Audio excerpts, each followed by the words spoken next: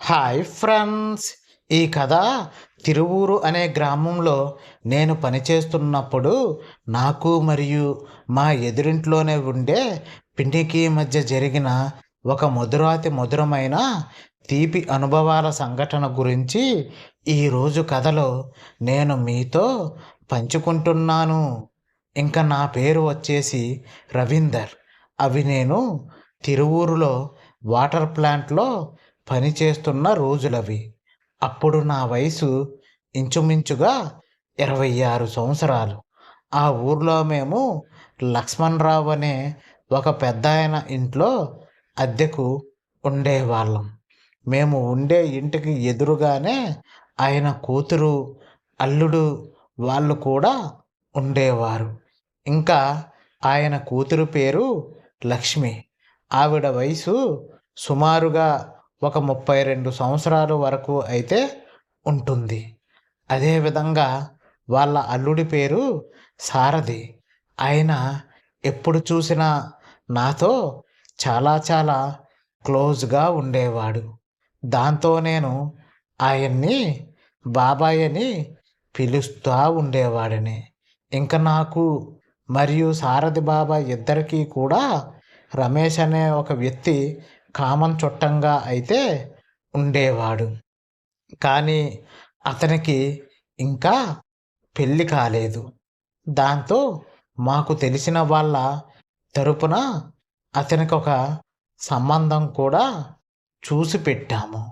ఆ సంబంధం కోసమే మేము పెళ్లి కూతురిని చూడటానికి విజయవాడ వరకు కారులో అయితే బయలుదేరి వెళ్ళాము. నాతో పాటుగా బాబాయ్ గారు, ఆయన భార్య అయిన లక్ష్మీ గారు కూడా నాతో పాటుగానే పెళ్ళికి అయితే వచ్చారు. అదేవిధంగా అతని అన్న, ఇద్దరు అక్కలు కూడా అదే కారులో మాతో పాటుగానే బయలుదేరారు. అలా బయలుదేరిన మేము కారులో కూర్చోవటానికి ప్లేస్ సరిపోకపోవటంతో నేను, బాబాయి, లక్ష్మీ పిన్ని, అదేవిధంగా పెళ్ళి కొడుకు కారు వెనక భాగాన చాలా ఇరుకుగా అయితే కూర్చున్నాం.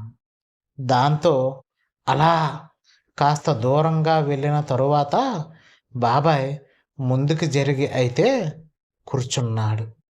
అలా వెళ్తున్న కారులో నాకు కాసేపటికే నిద్ర పట్టడంతో నా తల లక్ష్మీ పిన్ని భుజంపై అయితే పడింది. అయితే ఆవిడ మాత్రం నన్ను ఏమీ కూడా అనలేదు. దాంతో నా తలను చాలాసేపటి వరకు అలాగే ఆవిడ పైనే ఉంచాను. విజయవాడ వచ్చి దిగిన తరువాత నేను ఆవిడ వైపుగా ఒక్కసారిగా చూశాను. దాంతో ఆవిడ నన్ను చూసి కొద్దిగా నవ్వినట్టుగా అయితే నాకు అనిపించింది. దాంతో ఆవిడను నేను చాలా పరీక్షగా చూడటం అయితే మొదలుపెట్టాను. అయితే ఇన్ని రోజులు గమనించనే లేదు, కానీ లక్ష్మీ పిన్ని మాత్రం చూడటానికి చాలా చాలా అందంగా ఉంటుంది. పైగా మంచి హైట్ను ఉండి ఆ హైట్కు తగ్గ భారీ అందాల నడుమ తనను చూసినా ఏ మగాడికైనా సరే ఇట్టే ఆకర్షించే అందం తన సొంతం. అలా లక్ష్మీ పిన్ని నన్ను చూసి చిన్నగా నవ్వుతూ ఉండేసరికి నాలో ఉన్నట్టుండి ఒక్కసారిగా పాడుబుద్ధి అయితే బయలుదేరింది. ఈ పెళ్ళి అయ్యేలోపు ఎలాగైనా సరే నేను లక్ష్మీ పిన్నితో ఒక్కసారైనా సరే శోభన కార్యక్రమాన్ని పూర్తి చేసేయాలి అని నా మనసులో నేనే అనుకోసాగాను. అందుకు తగ్గట్టుగానే నా ప్రణాళికలను కూడా నేను రచించుకోవటం మొదలుపెట్టాను. అయితే అక్కడ జరుగుతున్న ఆ పెళ్లి హడావిడిలో నేను మొత్తం తన వెనకాతలే తిరుగుతూ ఉండేవాడిని. అయితే లక్ష్మీ పిన్ని మాత్రం ఆ విషయం తనకు తెలిసినా కూడా ఏమీ తెలియదు అన్నట్టుగా నటిస్తూ కావాలనే నన్ను తన వెనకాతల కుక్క పిల్లలా తిప్పుకుని ఆట పట్టిస్తూ ఉండేది. ఈలోగా పెళ్లి తతంగం అంతా ముగియడంతో అందరం కలిసి తిరుగు ప్రయాణంకు అయితే బయలుదేరాం. అలా మేము బయలుదేరిన కొద్దిసేపటికే నేను మరలా కావాలనే లక్ష్మీ పిన్నిపై నిద్రపోతున్నట్టుగా వాలిపోసాగాను. అప్పుడు కూడా తను నన్ను ఏమీ అననే లేదు. దాంతో నేను ఇంకా రెచ్చిపోతూ తనను ఇష్టానుసారంగా ఎక్కడ పడితే అక్కడ మరింతగా తాకుతూ నా చిలిపి పనులను చేయటం అయితే ప్రారంభించసాగాను. దాంతో వెంటనే నేను ఎలాగో పెళ్ళిలో కుదరలేదు కాబట్టి కనీసం ఇంటికి వెళ్ళాకైనా సరే దీన్ని ఒక పట్టు పట్టాల్సిందే అని నా మనసులో నేనే గట్టిగా అనుకోసాగాను. ఇంకా ఆ రోజు మా ఇంటికి వచ్చేసిన తరువాత ఎప్పుడెప్పుడు ఒక మంచి అవకాశం దొరుకుతుందా అని ఎదురు చూడసాగాను. ఇది ఇలా ఉండగా ఒక 4 రోజుల తరువాత నా భార్య ఒక పని కోసం అని వాళ్ళ పుట్టింటికి అయితే బయలుదేరసాగింది.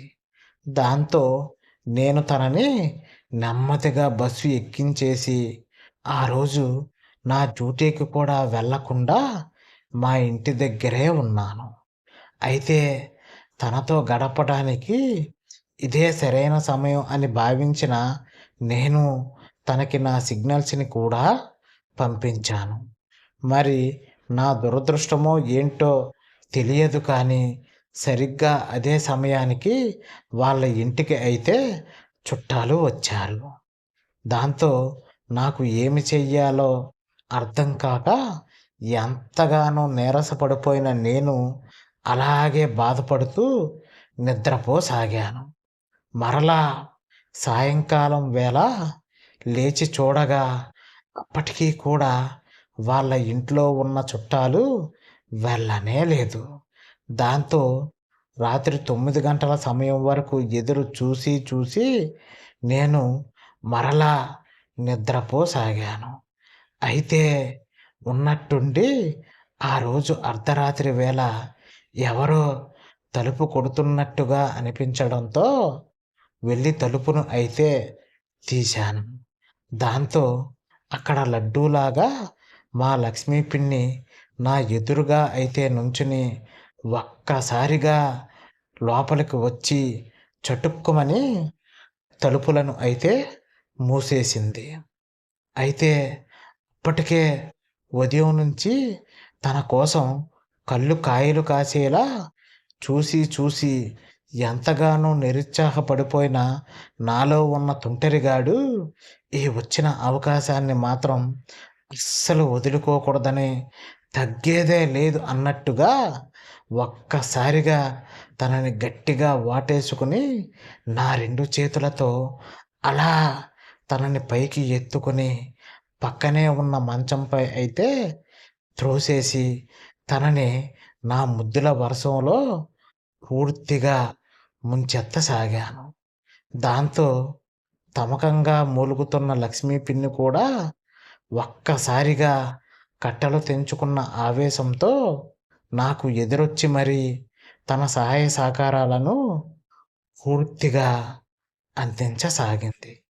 అలా ఆ రోజు మా ఇద్దరం కూడా ఒకరి తనువులను మరొకరికి పూర్తిగా సమర్పించుకున్నాము. ఇట్లు మీ రవీందర్. ఓకేనండి. మా వీడియో కనుక మీకు నచ్చినట్టయితే లైక్ చేయండి, షేర్ చేయండి, సబ్స్క్రైబ్ చేసుకోండి.